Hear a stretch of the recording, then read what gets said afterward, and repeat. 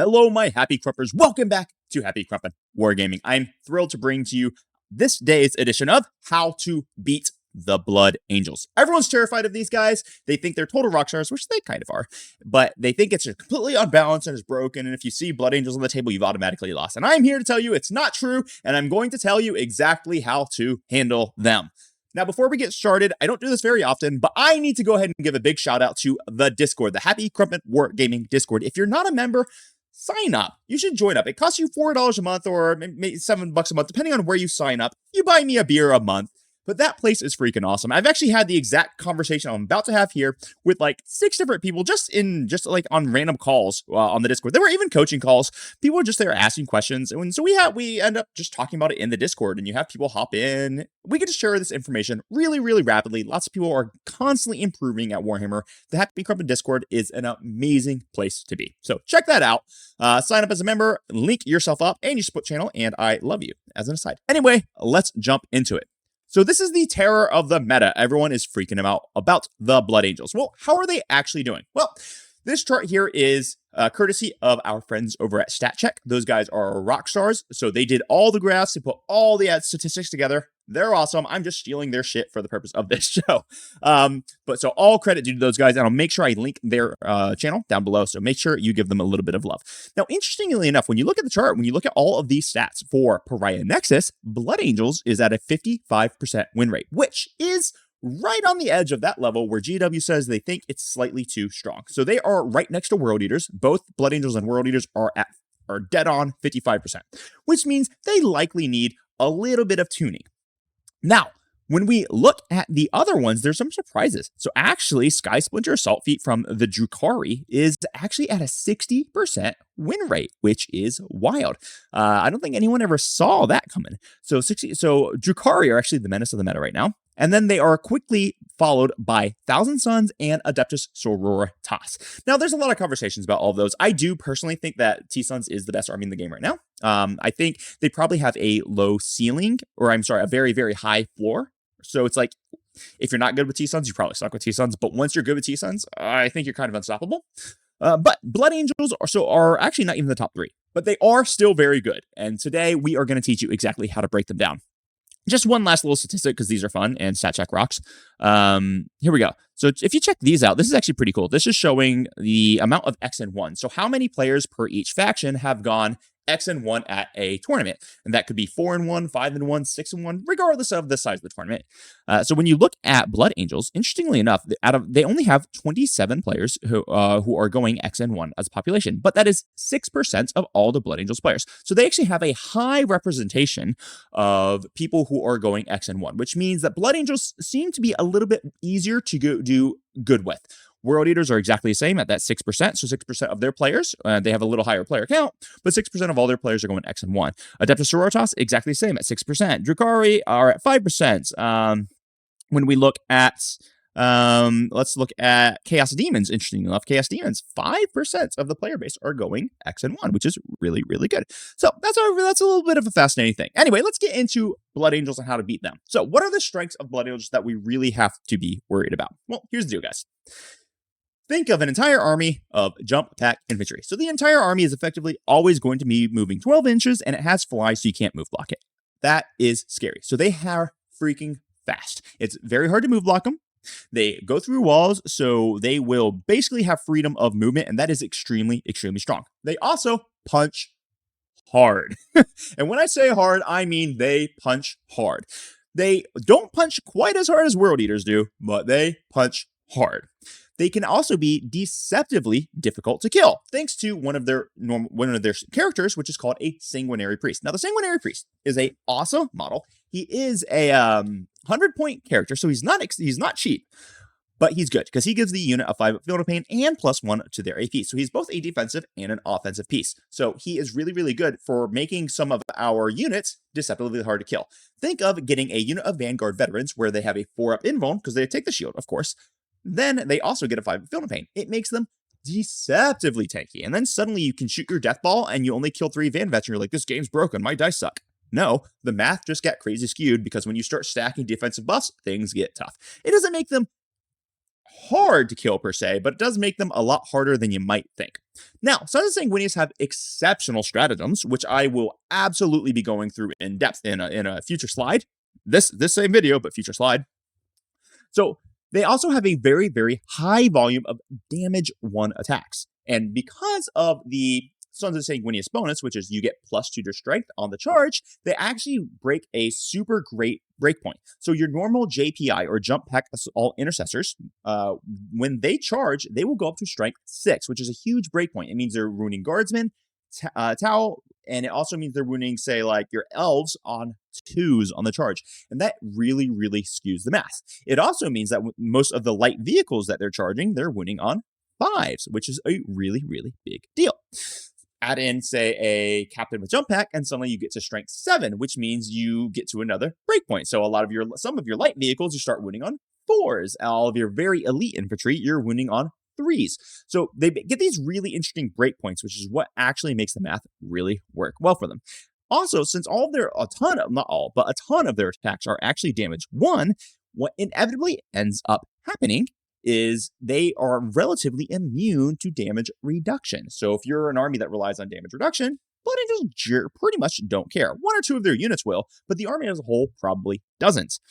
And when I talk about a high volume of attacks, let me kind of just break it down for you. So one of my favorite units to run in Blood Angels is going to be Dante when he's leading a unit of Vanguard veterans and a Sanguinary Priest. Now, this is an expensive unit, but listen to the attack profile. Dante's going to give the unit +1 to hit. So this squad, when they charge, they will have 56 chain sword attacks that are hitting on 2s with lethal at strength 7. That is a ton. Well, technically 6 of those attacks are strength 6, but who cares? Then they're also going to have an additional 9 attacks at strength 9, AP 4, damage 2. So that unit hits hard. The actual amount of volume that comes out of it is bananas. And Blood Angels have ways of making like 6 or 7 different blobs that do that. So they have a lot of volume of high damage attacks.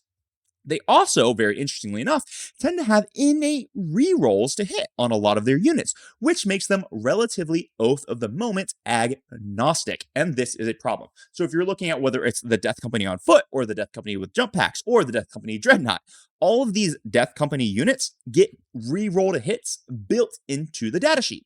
Now, it does come with a very significant weakness insofar that they can never fall back from combat unless they are attached to a chaplain, or I'm sorry, within 12 inches of a chaplain. Also, they're OC0, which means they can't do any of your actions. They can't hold objectives. They can't take objectives unless they're within 12 inches of a chaplain, which forces some serious character taxes, which is a built-in weakness, which I tend to think actually makes up for it, especially when you consider these units are very expensive. A unit of 5 jump pack, Death Company with jump pack is 140 points. It's not cheap, especially when you consider that they're just a marine body. Okay, sure, they have a 6-up feel no pain, but they're just a marine body. 2 wounds, toughness 4, 3-up armor save. They freaking die.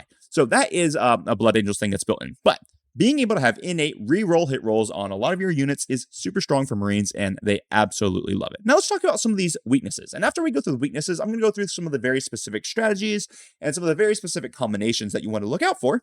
And then I'm actually going to show you exactly how you should play against Blood Angels. I got a picture I took on TTS. I'm going to show you exactly how to exploit it. All right, let's talk about some of these weaknesses. One weakness for the Blood Angels, guys. They are elite. When I said that a 5-man squad of Death Company with jump packs costs 140 points, trust me, you as the Blood Angel field, or me as the Blood Angel field, the player, I feel every single one of those 140 points. If I'm taking, say, the Lamarte's brick that's running 10 of them, that brick cost 400 points. Now, it's a very killy brick because you have 10 guys with jump packs. They all get to reroll hit rolls with Power Fist. They all have Inferno pistols that they get to reroll hit rolls with. So it hits very, very hard, and it is deceptively tough because when they're led by that particular leader, Lamarte's, they will be -1 damage, and they still have a 6-up feel no pain. They are actually deceptively tough, but it is a 400-point brick.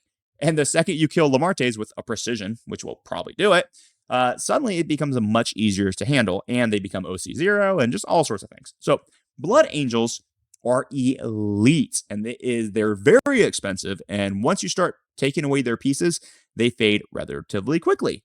Easier said than done, but I'm going to show you how to do it. Now, they have limited to no shooting synergy. And this, of course, can be mitigated by taking different detachments. So if you want to run them in Gladius or you want to run them in one of the other Marine detachments, sure. But this video is talking about Sons of Sanguinius, which is the problem for most people when you're playing against Blood Angels. So they have very little shooting options. They do have a really good light vehicle. So they have a tank called a Ball Predator. And for 125 points, it is high value. Now, you typically don't see many of these in a lot of the top lists. I brought one to my WTC list, and I'll probably be bringing one to a GT coming up here because I think it's just really good. And it is good for anti-personnel because it has one Ballstorm Flame Can, which is an 18-inch flamer that is D6 plus 3 shots, strength 6, AP 2, damage 2, ignoring cover. On top of that, it'll have 2 heavy flamers, and it gets assault when it shoots infantry. So I think it's a very valuable unit, but you generally won't see a whole lot of them. And it's really the only unique shooting that is accessible to Blood Angels. They do have generally very good pistol shots. So if you're talking about my Death Company Marines, Bricks, or even Sanguinary Guard, which Sanguinary Guard are just completely overpriced, and you're probably never going to see them. And if you do, you're probably happy. So let's talk about those pistols. So each one of these Death Company bricks are going to be outfitted basically with Power Fist and Infernal Pistols. Infernal pistols are Melta 2 when they're within Melta range. The problem with it is they're only range 6 guns, so you have to be within 3 if you want to activate it. So it's not like they have a real shooting threat, but they do have some good, very extremely close range shooting, which typically is irrelevant when you consider the fact that all of their damage is coming in melee anyway. So they have very limited to no shooting synergy. It is a-okay to deploy right out in the open against Blood Angels. And this is the one that I'm really going to teach strategy on here in a few minutes. Hard for them to trade effectively. They tend to have death bricks. So I'll break down my really competitive list. I actually did it in another video. Maybe I'll link it down below for you guys. But effectively what happened is I have 3 Doom bricks that can kill basically anything in the game in one shot. It's going to be, say, a unit of 10 jump pack assault intercessors led by a sanguinary priest and a captain.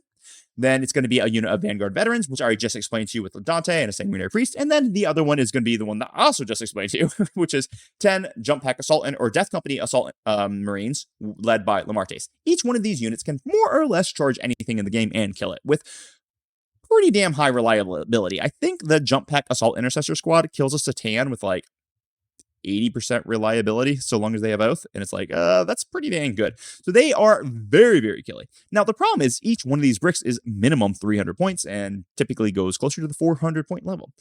So all of their damage is generally going to be distributed between one of these big Doom bricks. They do have another interesting combination, which is a captain who is led by who is leading a unit of assault intercessors in an impulsor. Because in Blood Angels, that captain, when he activates his finest hour, that boy can pop off because he'll go up to, I think it's a strength 10 Power Fist, and he will be with 9 attacks. And since he's with a unit of assault intercessors, if he's attacking you on an objective, he gets to re-roll the wound roll. And he's got a Power Fist with devastating wounds. So that can actually be a very, very kill unit as well for a little bit more of a discount. But even still, that's an expensive unit because the Impulsor is going to cost you 80, the Assault Intercessor Squad is going to cost you 75, and the Captain is going to cost you 80. So that is still a pretty damn expensive unit. So here's the deal. Blood Angels hate trading. They despise trading. As a matter of fact, if you make them trade, you're almost certainly going to win. I got one more here I got to add on here. I'll talk about it in just a minute. Secondaries. I just forgot to write it there. My apologies. So they are really, really bad at trading. For example, if you're playing Vanguard Invader Tyranids, one of the weird things that has just baffled me is how bad Vanguard Nids are doing into Blood Angels on average. Blood Angels are smashing them at pretty much every tournament. So if you're a Vanguard Invader Nid, let me explain to you how you're going to beat the Blood Angels. You're going to take a Trigon. And if you're not taking Trigons and Vanguard Nids, you're a lunatic because those things are amazing. You might not know how good they are being a Vanguard Nid player, but if you're playing against Vanguard Nids, trust me, your opponent knows how good Trigons are. Molochs, by the way, can do the exact same thing here, and I think Molochs are also amazing in Vanguard Nids. So you're going to take a Trigon or a Moloch, and you are going to put that thing on an objective in no man's land, and you're not going to do anything else.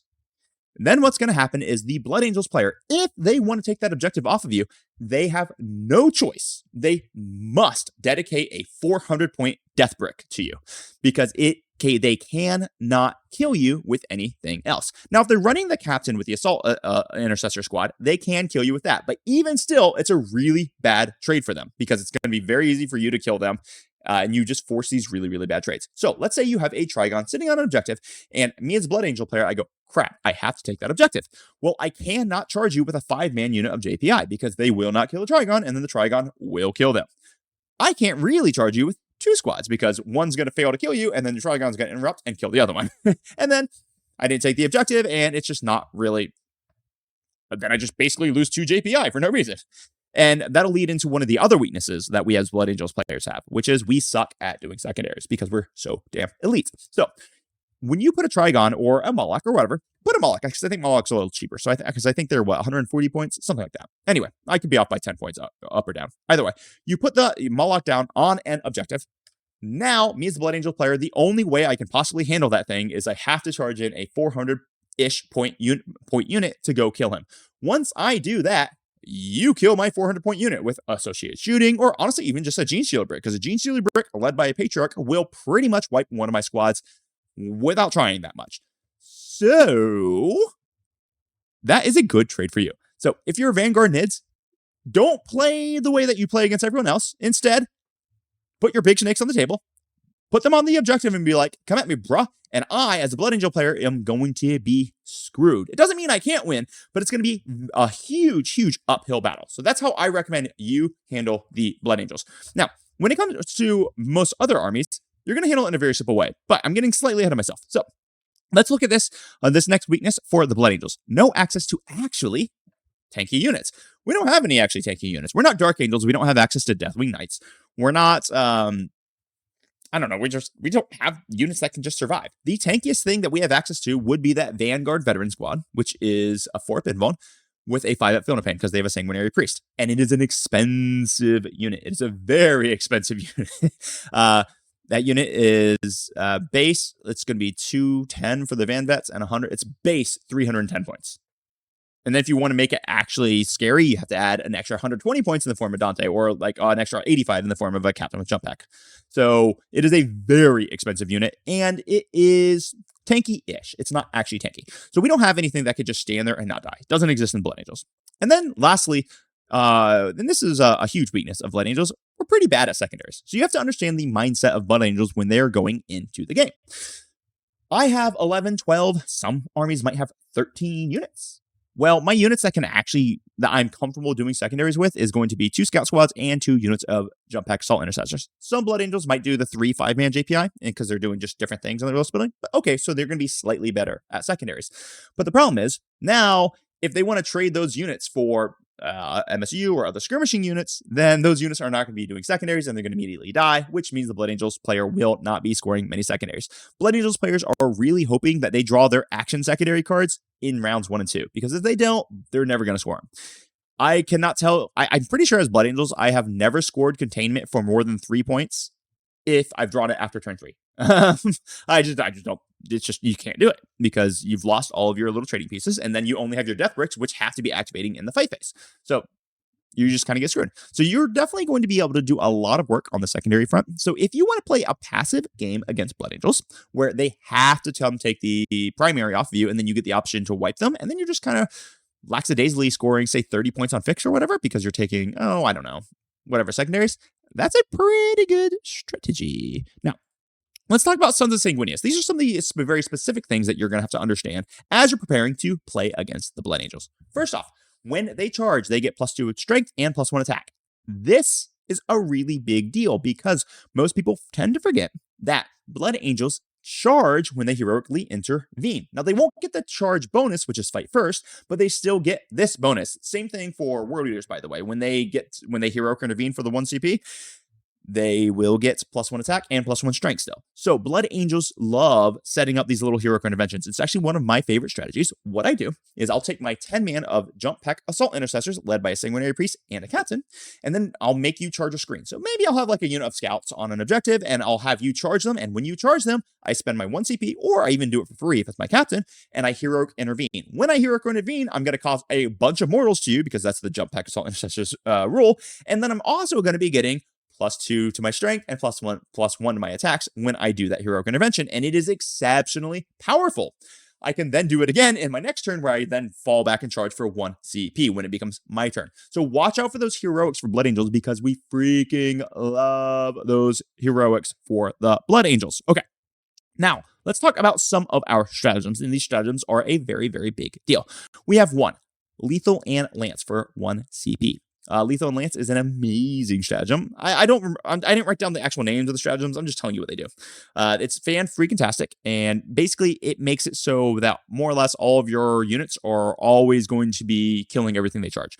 So even a squad of just Jump Pack Assault Intercessors, even just a 5-man, when you give them Lethal and Lance, ooh, they start hitting really, really, really hard, because at that strength 6, wounding vehicles on 5s, now you're wounding them on 4s. The Power Fist is wounding them probably on 2s, because strength 10 or against a Rhino with +1 to wound is going to be wounding on 2s.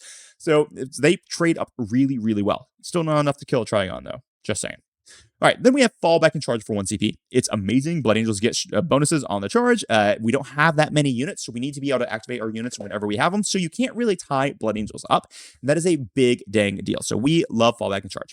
Fight Undeath for 2 CP. Now, this is an amazing one, especially for the melee mirrors. This is one of the reasons that Blood Angels are a big problem for a lot of people, because they terrorize both gun lines because they're fast, and they terrorize melee units because they're fighting Undeath. So if I charge with my, say, Death Company, and I know that you're going to be able to interrupt, and I charge with my Death Company, and I charge with my Vanguard Veterans, and I know that you're going to be able to interrupt and kill one of my squads, well, I'm going to spend 2 CP to fight Undeath, and I'm going to kill you back. So even though you interrupt, you still lose both of the units that I charge. And this is a very, very strong thing.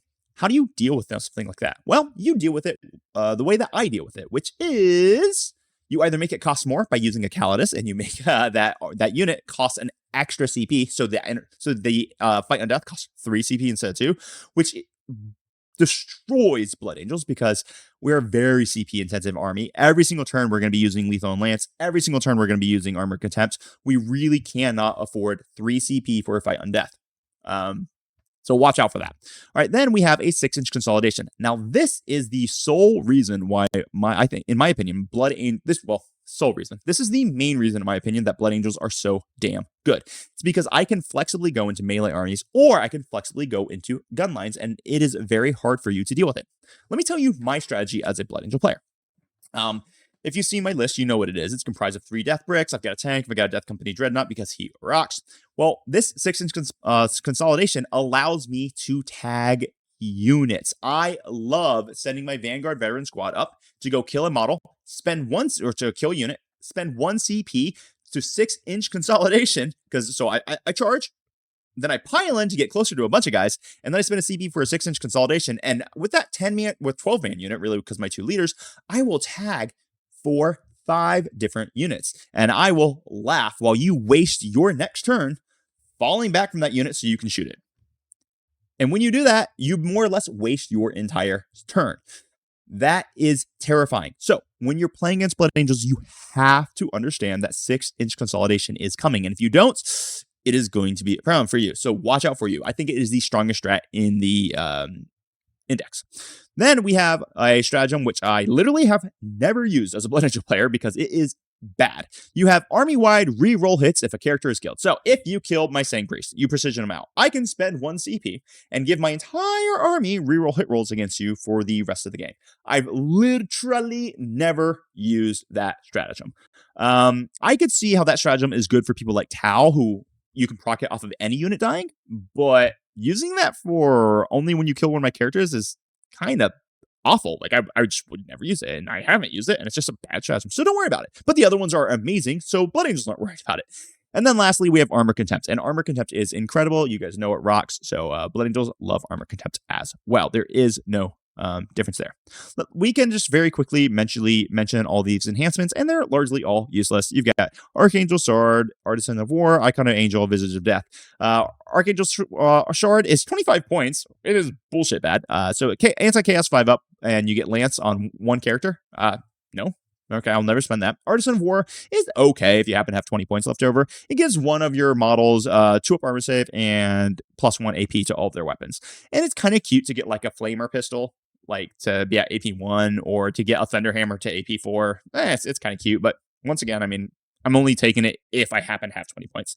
Icon of the Angel is legit okay. It has come up, but it rarely comes up to the point where it matters. It only affects it does not affect monsters and vehicles, which means that, okay, you take Desperate Escape tests every time you fall back from them, but honestly, if I've charged you, you're dead anyway, so... And maybe if this worked on monsters and vehicles, it'd be insane, but it doesn't, which means even though it looks okay, and it does look okay, I'll give people that, and I do take it because I pretty much always have 10 points left over. It just never mattered, not once, so it is what it is. And then Visage of Death, which also is kind of cute. It can give half OC, and that is something that's kind of nice because Blood Angels typically have, or at least the way I run them, have very low OC, where pretty much everything is just OC1 or OC0. So this one is actually kind of useful to have people's OC. But the problem is it's excluding monsters and vehicles, which once again means it's more or less useless. So enhancements suck, but who cares, because our stratagems freaking rock. Now let's talk about the strategy. All right. I'm going to talk about strategy. I'm going to talk about strategy against BA, and then I'm going to show you like a little picture. I'm going to walk you through it, and then I'm going to end this video because this thing's getting a little bit long. So Blood Angels want to stage very aggressively in turns 1 and 2.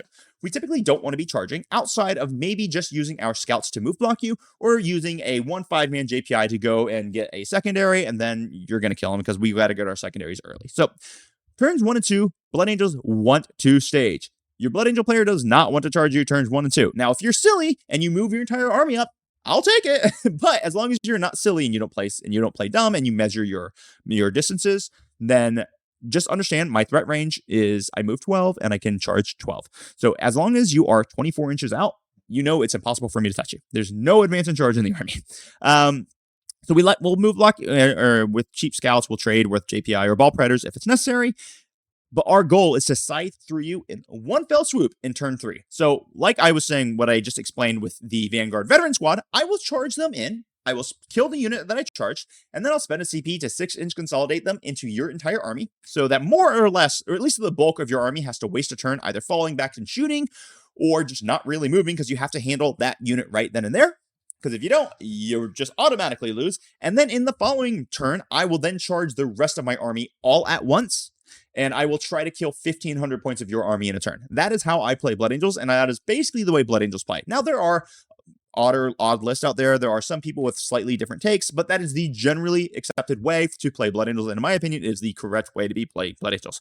So that's what they're going to do to you. Now, what are you going to do to them? The number one thing that you have to do is you have to force bad trades. This is absolutely critical. If you do not force bad trades, then you will lose. I did a previous video when I was talking about engagement styles. So some armies really like to just stand on objectives and not die. That's not Blood Angels. Some armies really like to just trade one unit for one unit. Sisters love this, for example. Orcs love this, for example. Blood Angels despise this because we have a very low unit count. And if you can put us in a position where we have to trade a 400-point brick for a 140-point monster, you've won the game. Like what I was describing with the Vanguard Knits. And then lastly, the next thing that you must do is you must screen our Rapid Ingress and our Deep Strikes. If you do not screen this, you can be completely screwed. So for me, the Lamarte's brick pretty much always starts in Deep Strike, and I always Rapid Ingress them in round 2, very occasionally in round 3. The 7.1. All right, I'll explain that in just a second. So screen those Rapid Ingresses, screen those Deep Strikes. My Death Company Dreadnought, he's going to come out of Strat Reserve. If you have a monster or vehicle for him to charge, he's going to have a 7-inch or a 7 on the dice because he's plus 2 inches to charge monsters and vehicles. So you have to watch those things, because when you don't, that's when you get screwed. But if you can actually measure out your screening, and you can actually measure out where I'm going to be deep striking and rapid ingressing, you're going to be totally okay. Then lastly, you watch the 7.1 inches of engagement. Because if my unit charges you, I will spend a CP to 6-inch consolidate. So you have to freaking watch that. Some things you're okay getting for me to consolidate into. Some things you desperately don't want me to consolidate into. So watch that and you will be fine. Now check this out. So I made this up on TTS. So I just use T-Suns, but you can do more or less any army in the game. Well, more or less, not actually any army, but more or less any army. So what you can do is, what I've done here is I have put a Mutilith Vortex Beast on an objective, and I put a Mutilith Vortex on an objective. Over here, I've got a big squad of Rubric Marines. I've got Magnus hanging out here. I've got him screened off by a unit of Zangors. These Mutilith Vortex Beasts are 150 points, which, by the way, is just a ludicrously undercosted unit. Holy crap, GW, please fix that. I cannot kill this with a 5-man JPI squad. It's impossible. I cannot kill this with my Ball Predator. I cannot kill this with my Ball Predator and a 5-man JPI squad. The only way I can kill this model is if I put one of my Doom Bricks into it. And the second I put one of my Doom Bricks into it, you lose a 150-point model, and then I lose a 400-point model. That is the way it works. This is the exact same thing that Vanguard and Vader Nid should do. They should put a Trigon or a Moloch there. And then I have to do that. If you're playing Crusher Stampede, you should put a big monster there. If you can force me to trade a Doom Brick for your monsters or your tanks, you win. And there's literally nothing I can do about it as a Blood Angels player other than get a lucky Deep Strike charge. And as long as you screen that as well, I am totally boned. So this is how I would position if I was playing against Blood Angels. So right here, I want you to see, if these guys kill the Mutilith, they're only going to be able to consolidate into the Zangors. They will not be able to consolidate into freaking Magnus. Over here, if they charge this guy, they will be able to consolidate into Zangors, but they won't be able to consolidate into Magnus. So what you do is you just put your models into positions, take a little bit of time in your movement phase to make sure that you're positioned correctly, and there's really not that much to fear from Blood Angels. Guys, this is how you beat Blood Angels. Now, there are certain specific units, and I can do a unit breakdown later on, but maybe I'll just wait until the actual codex is out for the new units, and I'll do the breakdown on that one. But this is how you play Blood Angels, at least these Sons of Sanguinius right now. Do these things, you're going to smash them, and you're going to have a great time. If you like this video, like, subscribe, share it with your friends. And I would love to see you guys hanging out in the Discord. Your support means the world to me. So just a big shout out to all of the coffee and all of my YouTube members who are really helping support me. I am actually fairly close to full-time YouTube at this point. I'm not there, but it is coming along and you guys are a huge world of support. If you want dedicated coaching, then I'm very excited to get you prepped for all of your GTs and get you playing this game at the highest level possible. And you can find that at the link down below at my coffee. And if you do that there, then I'll love you. And that's the way it goes. All right, guys. Have a great day. Happy crumping. Bye.